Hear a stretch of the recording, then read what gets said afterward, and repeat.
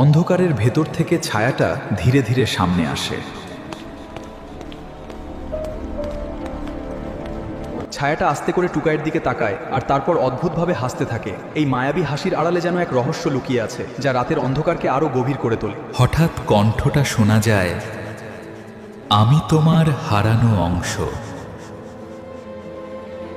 তুমি আর আমি আলাদা নই, আমাদের পথ এক, আমাদের অস্তিত্ব মিশে আছে এই মায়াবী সন্ধ্যায়। অন্ধকারের ভেতর থেকে ছায়াটা ধীরে ধীরে সামনে আসে।